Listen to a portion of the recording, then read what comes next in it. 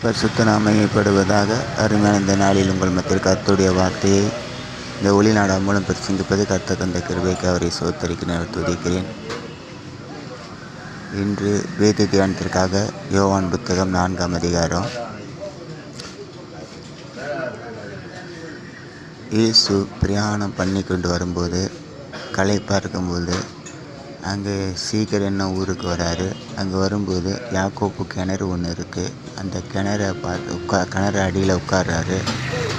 உட்கார்ந்த போது சமாரிய ஸ்திரீ ஒரு அம்மா தண்ணி முள்ள வராங்க.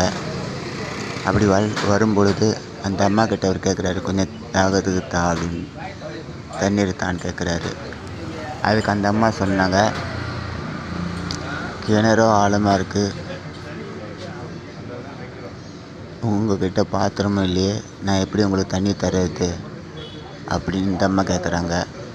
அதற்கு அவர் கேட்குறாரு, தண்ணீர் யார் உங்ககிட்ட கேட்குறான்ற நீ தெரிஞ்சிருந்தா நீயே அவர்கிட்ட கேட்டிருப்ப, அவரே உனக்கு ஜீவ தண்ணீர் கொடுத்துருப்பார் அப்படின்னாங்க. அப்போது அந்த அம்மா கேட்குறாங்க, எங்கள் பிதாக்களை காட்டிலும் நீங்கள் பெரியவரோ, இதில் யாக்கோபோ அவங்க ஒட்டகமாக தண்ணி குடிச்சிருக்கு அப்படின்னு அந்த அம்மா சொல்கிறாங்க. அதுக்கு அவர் சொல்கிறாரு, நீ போய் உன் புருஷனை கூப்பிட்டு வாமா அப்படின்னாரு. அதுக்கு இந்த அம்மா சொல்கிறாங்க, இல்லை எனக்கு புருஷனே இல்லை அப்படின்றாங்க. அதுக்கு அவர் சொல்கிறாரு, நீ உள்ளபடியே சொன்ன, உனக்கு ஏற்கனவே 4 புருஷன் இருந்தாங்க, இப்போ இருக்கிறவனுக்கு புருஷன் இல்லை அப்படின்னோடனே அந்த அம்மா உடனே, ஐயா நீங்கள் தீர்க்கதரிசியாக நான் காணுகிறேன், நான் செஞ்ச எல்லாத்தையும் நீங்கள் சொன்னீங்களே அப்படின்னோடனே அதுக்கு அந்த அம்மா கேட்பாங்க,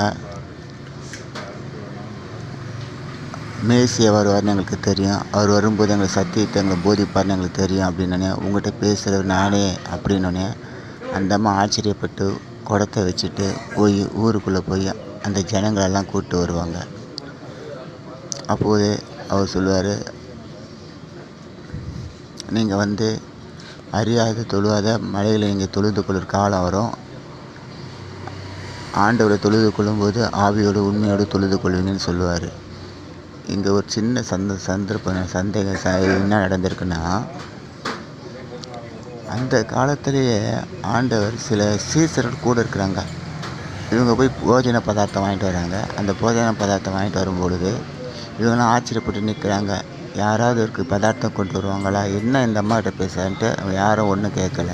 ஆனால் கூட ஆண்டவர் சொல்கிறாரு, ஜீவ தண்ணீர் நானே அப்படின்றாரு. இப்போ பாருங்கள், ஆண்டவர் ஒரு மனுஷனுக்கு சத்தியத்தை அறிவிக்கும்போது அவங்க எப்படி அழகாக சொல்கிறாரு பாருங்கள்.